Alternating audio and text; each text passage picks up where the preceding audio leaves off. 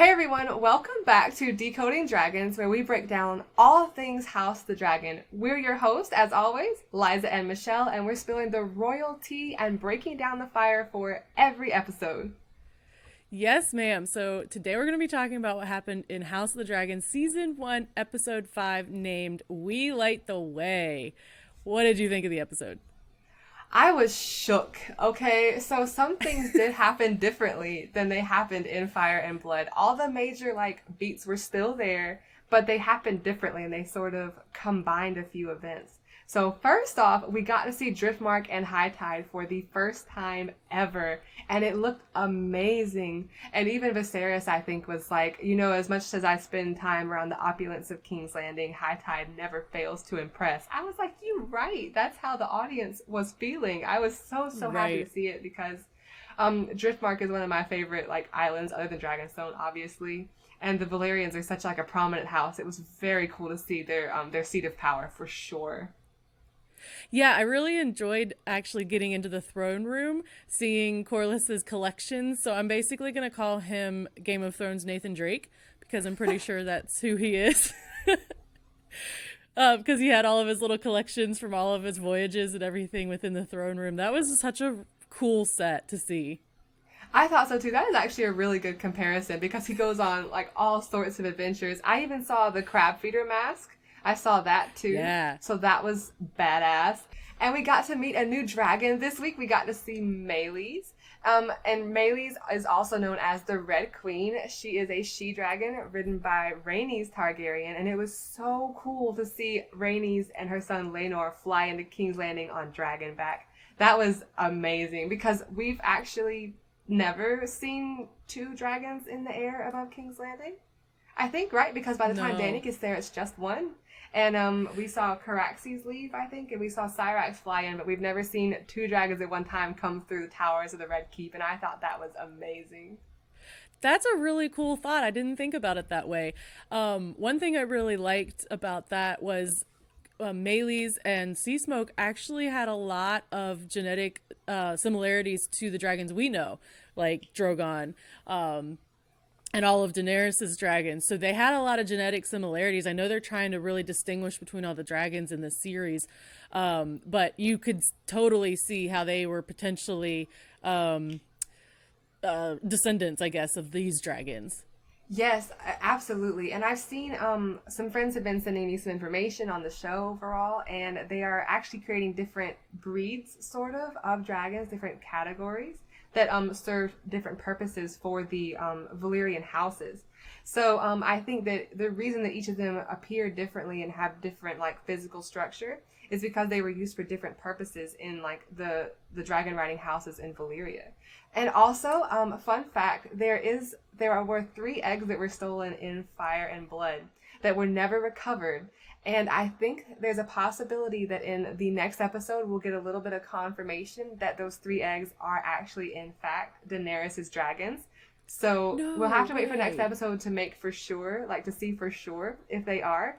But it's a really nice, thread connecting the two because someone stole 3 dragon eggs early in Fire and Blood. And then Dany recovers them from a similar place to where they were expected to have gone missing to later on. So I think it'll be really cool to see that comparison and connection. But we'll have to wait until next episode, I think, to see if it's true, Oh, I love that. That would be really cool if that is true. I think so too. And we also had the wedding scene. So we're definitely going to get into it in our blood section and in our fire section. But Westerosi weddings are not the move. You do not want to go to a wedding in Westeros. Stop having weddings. Just no matter the royalty, the noble, honorable house that you're in, just don't get married. And whatever you do, don't get married in a closed room. Nowhere with doors. You want to be able to leave as soon as possible if stuff starts going down. They did the confusion so well because Viserys couldn't even see where Rhaenyra was. And the crowd freaking out had her pressed against a table or something. But it just... Kristen Cole made quite a move in this episode. So we're definitely going to get into more of that in our blood section that we're going to jump into right now. All right. So First off, before we get into the wedding stuff, because there's a lot of tea to unpack in that wedding, So that much. was a messy wedding, okay? So, or it wasn't really a wedding, it was the festivities before the wedding, and I guess the wedding itself was much more subdued. But before we get into all of that, let's talk about Alicent and Rhaenyra's relationship. How are you feeling about these two powerful ladies? So first of all, I just want to say that Laris, right, is a pot stirrer. Okay, we'll get into that a little bit later. But I do think that yes, they're two very powerful ladies, and the interesting thing is it almost parallels like Rhaenyra and Alicent's relationship almost parallels Kristen and Rhaenyra's relationship because you have one person who feels like they're above the rules and they're going to be very rebellious, and then you have somebody who's very honorable and who is a person who has worked really hard to get to where they are in Kristen's case, right? And then you have Alicent who is very faithful. She later you'll see some costumes that has the 7-pointed star on it, so she's very a goody two shoes almost.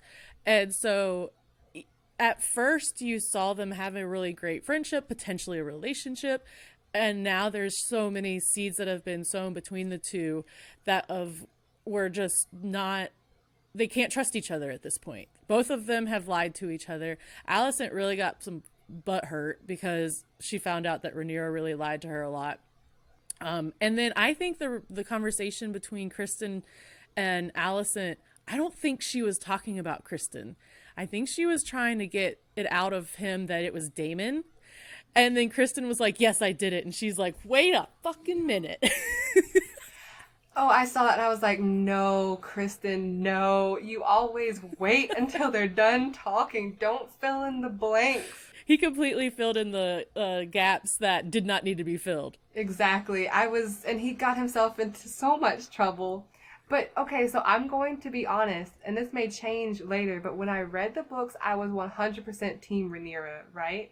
But now that the gaps are filled in on the show and Rhaenyra is making these decisions that hurt a lot of people, I am starting to see why people are Team Green, okay?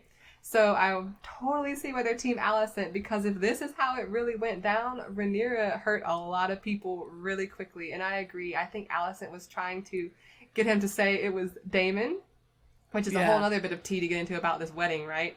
Oof. Ugh. And speaking of the wedding, clearly I was wrong and I misread the situation between Rhaenyra and Kristen. It seems like he does actually have feelings for her and they have feelings for each other. So what were your thoughts on Kristen's character choices in this episode? Because there were a lot of them. Yeah, there were a lot. I mean, some of them were really surprising. I didn't expect him to actually ask Rhaenyra to like run away with her to Essos and get married. A lot of Kristen is very similar to Brienne of Tarth, I believe, with the honorable, right? So he holds himself really highly to the vows that he takes, and he really worked really hard for his knighthood and his armor. And now Rhaenyra has kind of destroyed all of that. Like, you can really tell that Kristen is very, very conflicted about everything. So he's really conflicted about, obviously, what they did last episode. But now he's even conflicted about asking her to do that. And she's like, boy, bye. I'm not doing that. And That hurt me. It was so sad because he got hurt, like actually hurt. And then he's like, I'm a fucking snap. And he snapped and murdered somebody. And it was like, he's going through it. He had a really rough time this episode because, well, in the books, there's two ways that they propose that it happened. Either she approached him and he turned her down, or he approached her and she turned him down. And I think that they kind of managed to find a middle ground here. Like, he approached her and he's like, basically we can run away together. She's like, well, I am the crown. And it was dangerous in a way even for him to bring it up to her. So I'm happy she didn't do anything more drastic than she did, right? But then she also kind of approached him with the proposition to have extramarital relations, right? So, and he's like, that's not what I want. Like, I want you. I don't want to be basically a side piece. And which I was on his team. I was like, I understand why you don't want to be a side piece. And I don't think she handled her turning him down very well. I think that she was super hurtful about that. And she didn't even ask him if that was what he wanted. You know, she just kind of put the idea out there. She's like, well, this is how it can be. He's like, but that's not what I want. And then they had their falling out. So with Joffrey Lonmouth, who is Laenor's lover, when he approached Kristen, he was basically saying, you know, we can make this work. We just got to keep everybody's secrets here because it keeps us safe. And something about that scenario obviously pushed Kristen over the edge. But we also don't see what Joffrey was telling Kristen before he snapped. We just kind of, everything's happening, everybody's in the crowd, everybody's doing all this and dancing, and then all of a sudden, Kristen and Joffrey are in their conflict and their confrontation, right? So we don't really know what he said, but I'm just going to assume that it was the complication of their romantic interest now that Laenor is involved with Rhaenyra. They kind of pushed him over the edge. How do you think maybe that happened? Yeah, so that conversation didn't go the way I thought it was going to go. I really thought Joffrey was going to be a Joffrey and be a dick, and really start stirring the pot like Larys stirred the pot at the beginning of the episode.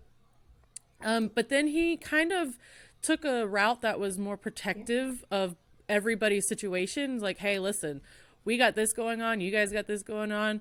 We could make it work, like you said. This can still be a thing. And I find it interesting that that's what made Kristen snap. Because to me, I was thinking that's kind of sweet in a really twisted Game of Thrones way. Like, they're trying to look out. Like, Joffrey was actually trying to look out for everybody involved. It was kind of like an I got your back situation. Yeah, like we're all exactly involved now. I have your back. We're just gonna keep each other's secrets safe. Like, keep the confidence confidential, pretty much. Yeah, and I mean, we do know with Game of Thrones that probably wouldn't play out. But I think in the grand scheme of things, I don't see what made Kristen snap except realizing like what he's done dishonors him to that extent and who he did it with, and it probably all just piled on top of him in that moment because now who he loves is getting married and they're not even going to love each other. Maybe he was mad about that for Rhaenyra, who knows, but he really freaking snapped. And that conversation didn't go the way I thought it would, but it was a Game of Thrones conversation that was like, do I trust you? Do I not trust you? Like, what's going on? And then Kristen just ends up killing him.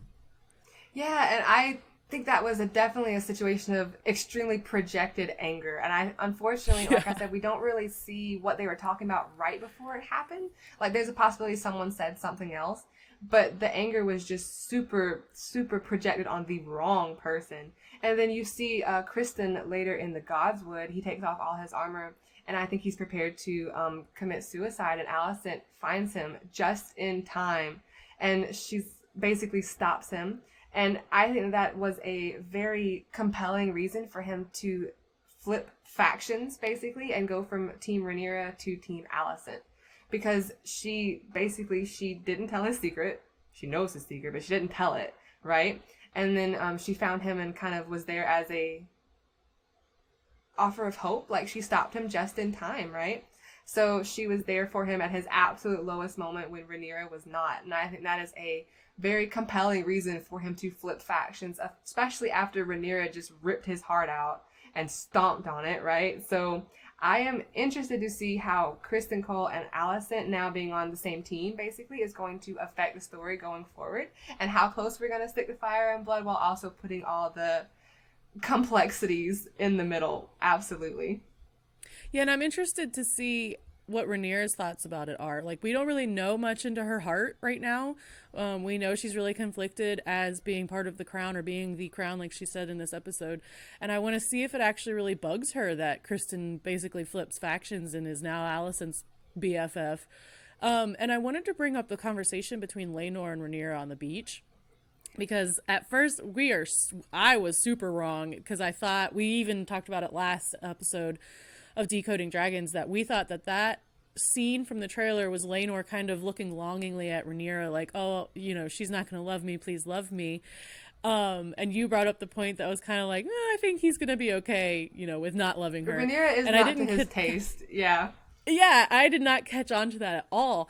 But that conversation, so I watched the behind the episode after the episode aired, and the director, who's a woman, Claire, said it was a very modern conversation in like a medieval subtext. I think one of the showrunners said that, maybe not Claire, but It was, yes, it was a very modern conversation in a medieval context, but it was also a very mature conversation. The way both of them handled it, both actress and actor were, it was just really well done. I really enjoyed the writing of it. I really enjoyed the way they acted it. And both of them just came to this great conclusion that at the wedding, they actually seemed happy. Like it's a very political affair.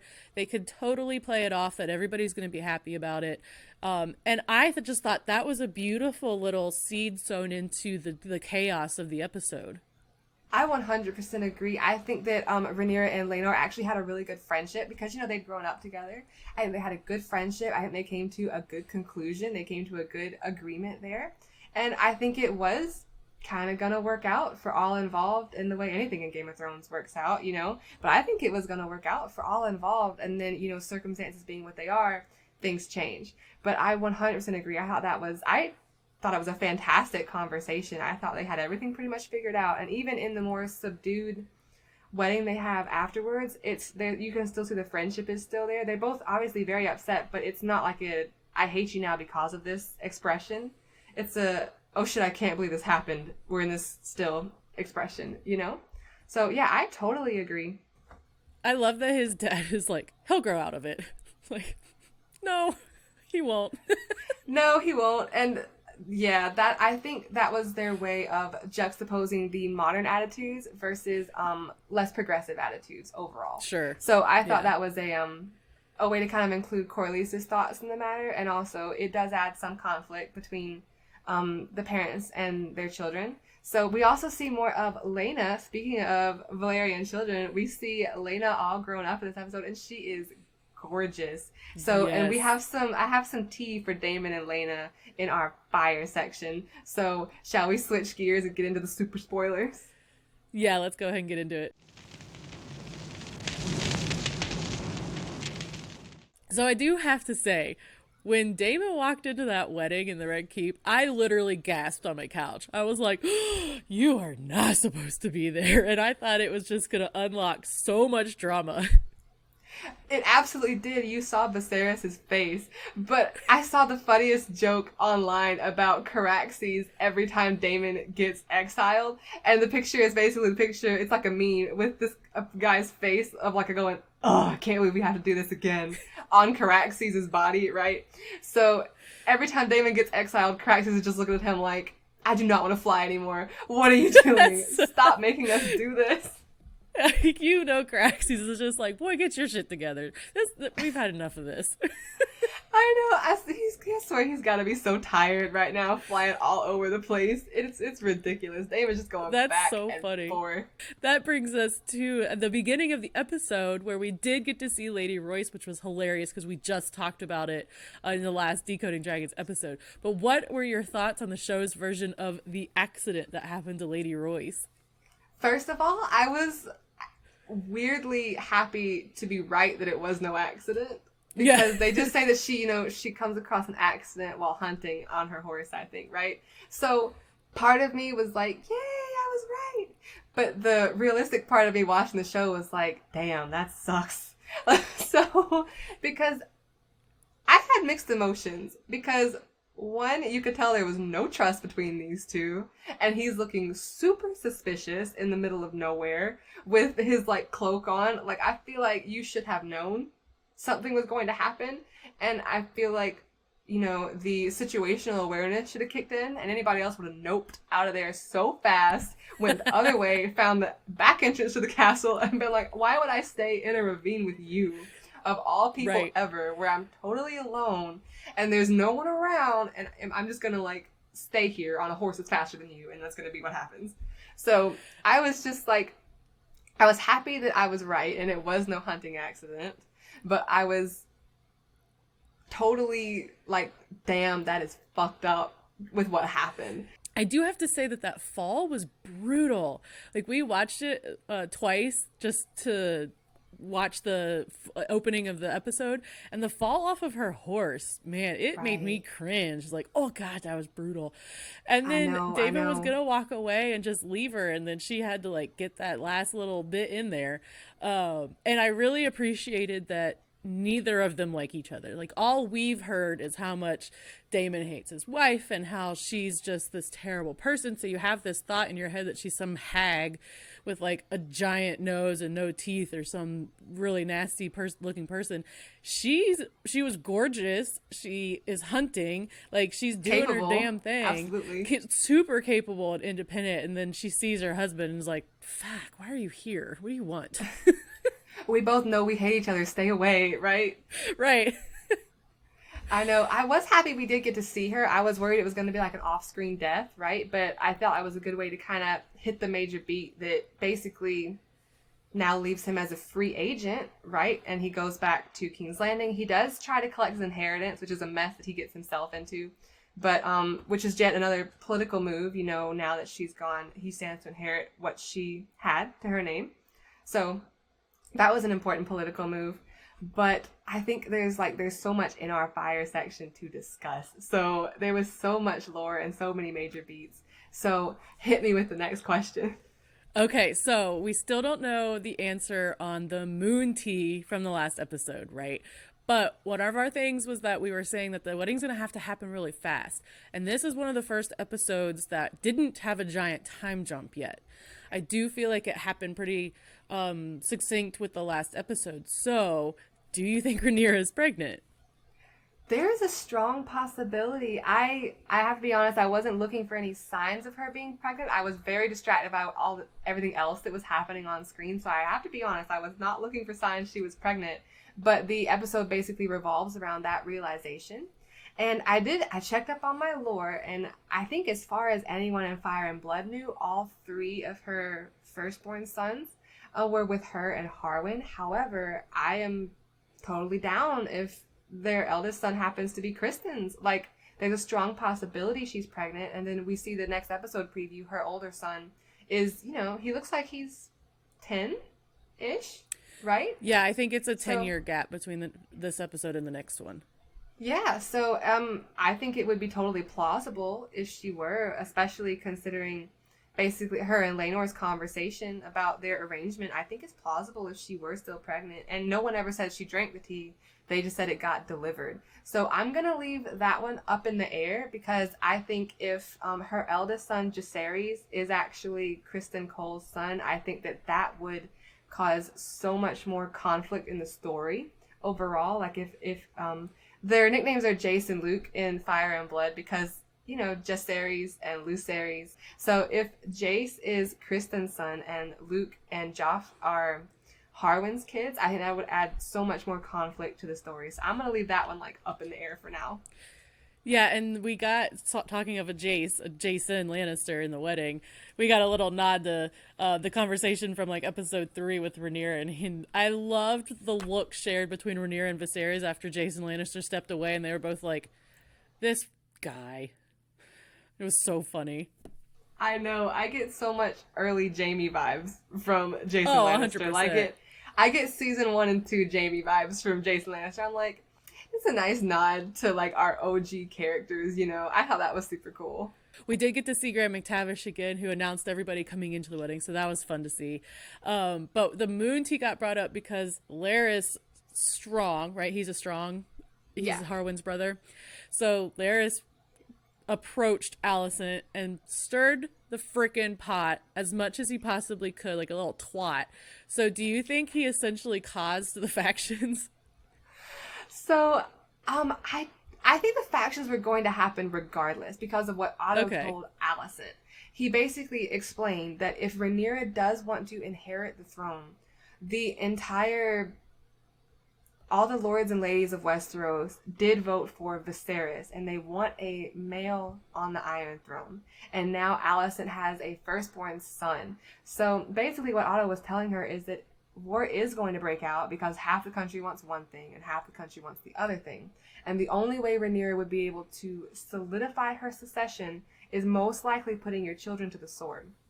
And I think that fear is what really drives the majority of Alicent's decisions. Because realistically, it's a very strong possibility because Rhaenyra has done very little to make friends. She was known as the realm's delight, but she did very, very little to make friends. She did very, very little to make political alliances, with the exception of Laenor. So I think everyone really knows a storm is coming. It was just a matter of how it happened. And I think that they did a fantastic job filling in the gap as to what actually happened that made these two ladies despise each other. That's a really good explanation and thought process on that. I do have to say about the Otto and Alicent conversation towards the beginning of the episode was really powerful. And I know a lot of people were kind of comparing Otto to Tywin Lannister at the beginning of the series and when the trailers were released. But I do have to say he has less Tywin vibes because he actually truly thinks what he's doing is right. And Tywin was just twisted, or is twisted, and more super morally gray. Yeah, and doing everything for the family, but Otto truly thinks he is being honorable. And I have to say, as a mother of a son myself, if somebody were to come to me and be like, hey, you gotta watch out for this girl, otherwise they're gonna kill your son, you better bet I'm gonna find out everything possible if I can trust her or not. Don't come around my child. So I do see why Alicent is starting to really get a backbone against Rhaenyra. There's a lot of maturity that happened. There's a lot of space between episodes 1 and 5 now. And man, when she came out in that green dress and was like, hi, stepdaughter, it's like, oh, that hurt. There was venom in that look. And I love that note where it's like, do you know what color the High Tower burns when it's calling its banners to war? And they were like, Harwin's like, green. Green. But I love that note. That was so powerful. And Alicent and Cersei are compared online, but I don't think that they're the same. I think their motivations are somewhat different. But you could see a lot of Cersei energy in like the venom she delivered. That it must be such a blessing for you. I was like, pull the dagger out your heart, Rhaenyra. That hurt. Right. Man, when she Right? came up and she's like, congratulations, stepdaughter. And Rhaenyra's like, girl, what happened? And you know that sinking feeling you get in your stomach when you know someone knows. I think Rhaenyra got that sinking feeling. She's like, oh shit. She knows. And we keep getting little Harwin nods because we brought it up in the last episode too. But then this one, when he's looking at the Hand of the King now, and he like nods to Harwin, like, go get Rhaenyra during this big fight and all the chaos going on at the wedding, and she's like, put me down. No, I thought that was fantastic because first of all, distressed crowds of people are very dangerous, and you can 100% get crushed in a press and get very injured. So I thought that little bit was fantastic where Harwin like swoops in, grabs her, runs out, and Rhaenyra is safe. I very much enjoyed that. I was like, I'm sitting here just appreciating whatever Harwin Rhaenyra we can get at this moment. I don't know how much we're gonna have, so I'm just gonna appreciate what we can get. Well, there's so much to break down from a wedding, obviously, because we can't stop talking about it. But we did have Daemon and Lena. So Lena, like we mentioned earlier, she just looks amazing. But she really got headstrong and came on to Daemon, which is really interesting. What do you think about that? First of all, Lena is gorgeous. And I think, so her and Daemon actually, big spoilers, people, because we're in the fire section, her and Daemon get married. And I think that they have 2 daughters together. I want to say they have twins. Internet, correct me if I'm wrong, but I want to say that their first 2 daughters are twins, or at least very, very close in age. But Daemon and Lena get married, and I believe that Daemon and Lena and Rhaenyra were actually friendly. I've always wondered if there was something in between the lines on the friendly term right there. But they get along really well, if I remember correctly from the books. And so we see a little bit of that also in the next episode preview where you see Lena talking to Daemon. And I won't scream into the microphone right now, but you get to see Lena on Vhagar, which is the biggest living dragon at that time. And just the wing, like the wingspan and how small Lena is in that saddle. I cannot wait for next episode, but I can't scream in the mic because I don't want to deafen anybody, right? I don't want to that's injure gonna be anybody's so eardrums. cool. It's going to be amazing. So we also got to see Daemon almost kiss Rhaenyra because she was calling his bluff, ? Talking shit, ? In High Valyrian. So I really think Daemon was legit about to call her bluff and be like, you want me to do it? I'll do it in front of everybody. And Viserys, they cut to Viserys' face and he's like, so all of it was true. I believed my daughter and all of it was true, because there's no mistaking that moment, right? You can't get away from and explain away that bit of, is it chemistry? Intimacy. I don't know how to feel about it. Intimacy. Thank you. I don't want to call it chemistry right now. I want to wait till later and see what happens. But there's no mistaking that moment. And I think the realization just slammed into Viserys that it was true. Like, it was 100% true. And he did, he was trying to cover for Rhaenyra, but she's been out here making a mess of many things. I love when he's just staring into the crowd and he's like, I can't see them. What are they doing? What's going on? And he's so over it. When Daemon comes strutting into the Red Keep, you could just see like everything come, like he just deflates and he's like, okay. And then Alicent comes in, interrupts him again, and then he's just like, fuck, I'm over this. I know, and random side tangent, I'll keep it super short, but I am having a fantastic time with the Targaryen clothing. Like, it is nice seeing the finery. It's intimidating, like the black and the red, like the long capes and the, I do not know what the leather shirts are called, I'm so sorry, but the red leather on the shirt, it's intimidating, right? And you see, like, even though Viserys is getting ill, like, the cape that he wears when he goes to High Tide and, like, the, way his outfit, like, it's still, an intimidating figure, and I'm just like, we didn't get to see any of this until later episodes with Dany, so it's nice seeing the finery. But speaking of being able to see Vhagar in the next episode preview, we are about to get into the shit in this next episode, if I am correct in my predictions. So let's jump into our dragon dreams, and I'm going to see if I can get it right, because I watched it like 3 times, so I'm going to try to get it right. Okay, so we have achieved the King of the Narrow Sea, and I think that we basically saw the faction break happen. I think even though Rhaenyra was not wearing her red dress, Alicent made a statement in that green dress. So I think we basically saw the green dress moment happen. So we now have our factions. I believe we've got the Alicent faction and the Rhaenyra faction. And we have seen Rhaenyra and Laenor get married amidst blood, not fire, but amidst blood. So the next steps here are Daemon and Elena get married, and we see a little bit of that in the next episode preview, because there looks to be a big time jump again between this episode and the next one. So we see some of that, and Rhaenyra has, I believe we see all 3 of her sons in the next episode preview. So you've got Jacaerys, Lucerys, and Joffrey. But we like this Joffrey. He's not the horrible Joffrey, okay? Like, he's not the... Every time I see the name Joffrey, I'm just like, ugh. But this one is a good one. We're going to stick with the good Joffrey this time. So, and the nicknames for her kids, which you might hear on the show, are Jace, Luke, and Joff. So you'll probably hear us discussing them, with their nicknames. So, and according to the lore, their father is Harwin Strong, but there is a possibility that Jace's dad is Criston.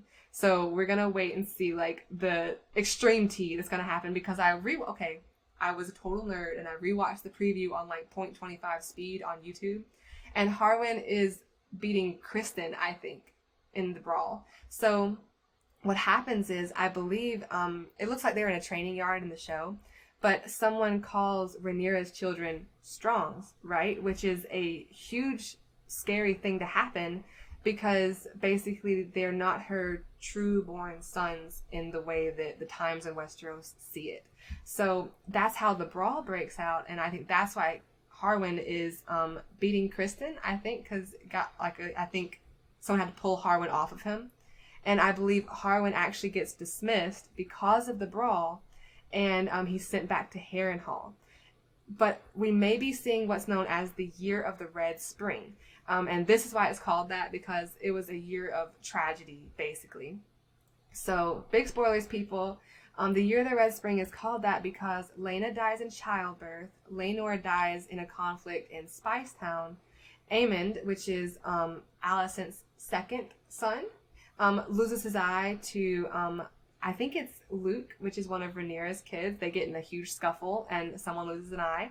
And then Harwin dies in a fire in Harrenhal, and I am not ready because there's rumors that I think 3 different people could have done it. It's never confirmed who did it in the book, but the options, if I remember correctly, are Daemon did it because he wanted to eliminate people who were competing for Rhaenyra's affections. Corlys did it because Harwin had children with Rhaenyra instead of Laenor having children with Rhaenyra. Or who's my third person? Viserys did it because Harwin had children with Rhaenyra. And I'm really wondering, based on the episode preview, if Viserys is the one who did it, because one child that is not related to the father is one thing. However, 3 children that is clearly not related to Laenor in any way is a totally different thing. And you can see Viserys kind of contemplating something. So I am wondering if maybe Viserys is the one who orders the fire on Harrenhal. I am not ready. It's going to be tragic, and my heart is not going to be in one piece. No, we need more Harwin screen time then. If he's going to die, we need to have more screen time. Because I know. So now I'm less interested in Kristen because I think he's a little bitch a little bit. But Harwin, I'm interested in. So if he's going to die, we need more screen time. I think we should get more screen time too, because Harwin is one of my, like, you know, they have that thing called the OTP, like the one true pairing in a fandom, right? So obviously Corlys and Rhaenys are my OTP, but Harwin and Rhaenyra, they can hold it down. So I do also want to see more screen time because, you know, I always thought it was kind of tragic that he gets to be around his kids. It's kind of like a Jaime situation. Like, he gets to be around his kids and his family all the time, but no one can know it's his family, even though everyone kind of knows it's his family. But That's so can heartbreaking. never be, like, I know, like, he can never be obvious about it. Like, he can never actually be like, you know, this is my family. And then he gets sent away because of something someone said to insult his family. And then, you know, we lose Harwin. And I'm not ready. And then, you know, obviously, because, you know, Rhaenyra, there's, you know, she and Daemon get together in the future. So they're just gonna be, like, tearing our hearts apart for at least the next 2 episodes, in my humble theoretical opinion. But, and I'm ready to see Kristen on Team Green. Like, in the books, I didn't really like Kristen. Like, I always thought he was bitter. But in the show, I totally understand. Like, I 100% understand why he would be on Team Green. And I am here for it. So I am ready to see Team Green Kristen. Like, I'm ready to see the salt. Because I do love me some drama between people. And I think Kristen and Rhaenyra and Alicent are going to have some drama on screen. I'm really excited to see not only the older characters, but also the change up in costumes and, like, what they're going to start wearing, the dresses, right? So, like, the really intricate green dress and then the intricate red dresses that Rhaenyra is going to be wearing. And that's going to be really fun to see. Yes, there's one dress she has that has, like, the finery equivalent of dragon's teeth on the top of it. And it's going to look so cool. I'm so excited. So last week's prompt, you know, because we've got our audience prompt, we want to see what you guys are thinking, so you can tell us in the comments. There's a possibility still that Rhaenyra's oldest son might be Kristen's child, but lore-wise, they were all rumored to be Harwin, so you guys definitely need to tell us what you think there. But this week we want to know which Westerosi wedding has stuck in your mind the most. So y'all need to tell us which one you think is going to stick in your head the most, and what you think about Westerosi weddings, because we think they are not the move. You should never go to a wedding in Westeros unless you ride a dragon into that thing and stay on the dragon the whole time.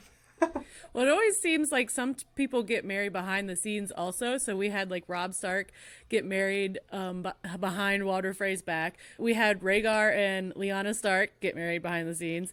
And then we had now, kind of, Rhaenyra and Laenor kind of get married behind the scenes instead of having the big dramatic wedding. Now we have the festivities. But that always seems to go poorly. Stop getting married behind the scenes. I think people in Westeros should just not get married. And the thing about it is, everybody was acting like this is such a big deal. And Daemon was like, oh, I'm sad because you're going to be taken. And Kristen's like, I'm sad because you ruined my honor. But then everybody has agreements of, hey, we're going to get married for political reasons, but I'm also never going to sleep with you. So why are weddings always such a big deal? I think that in these character situations, it's purely political. And I think that it's just purely an arrangement of house names. and who's got the most of what. So all the relationships we've seen where they didn't get married, which reminds me, the vows they exchanged were not really traditional. It's the I am yours and you are mine, and that is a call back to Ygritte and Jon Snow, people, and I thought that was so nice. So I thought that was pretty cool. But I think that their relationships, it's always complicated in Westeros, and that should be a t-shirt. It's always complicated in Westeros. Complicated. Yeah, so and I often find myself wondering, like, how's it going to stack up? Like, how are these huge moments in House of the Dragon going to stack up compared to the huge moments in Game of Thrones? And I think they're going to crush it, but I'm really excited to see what you guys think in the comments. And don't forget to leave us questions. Like, if you have lore questions about this show, tell us in the comments. We want to hear about it, and we will answer your questions on the show. So definitely let us know, and we're going to be back every Tuesday on CouchSoup.com during season 1 to recap the latest episodes of House of the Dragon. Yeah, and then they get released onto YouTube on Wednesday, so be sure to hit that like button. It really helps us. Let us know in the comments, like Liza just said, what lore you'd like us to dive into, any questions you have, any comments, suggestions, anything about the series, and we will see you next week with all the fire and soup.